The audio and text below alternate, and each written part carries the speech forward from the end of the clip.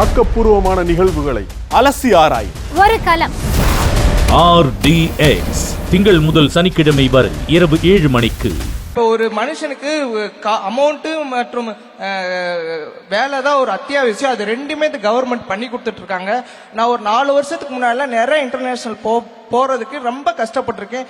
யார்கிட்டோ போய் கையேந்தி நின்ற காலம்லாம் எனக்கு இருந்துச்சு. நான் அப்போ ஃபாரின் கண்ட்ரியில் போய் விளையாடும் போது எனக்கு விளையாட்டு நோக்கமே இருக்காது.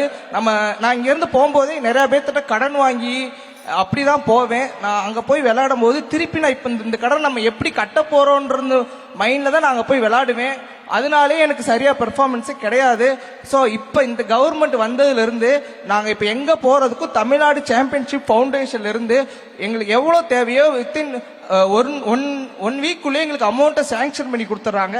அது எங்களுக்கு ரொம்ப யூஸ்ஃபுல்லா இருக்கு. நாங்கள் இப்போ போகும்போது காசுன்றது ஒரு மேட்ரே கிடையாது. நாங்கள் போய் விளையாடுறோம், ஜெயிக்கிறோம், அது மட்டும் தான் எங்கள் நோக்கத்தோட போயிட்டு இப்போ ஜெயிச்சுட்டு வந்துட்டு இருக்கோம்.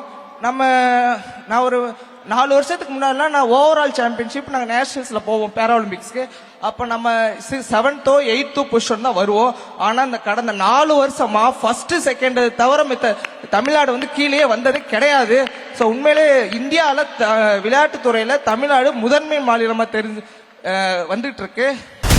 ஆக்கப்பூர்வமான நிகழ்வுகளை அலசி ஆராய் ஒரு களம். RDX திங்கள் முதல் சனிக்கிழமை வரை இரவு 7 மணிக்கு.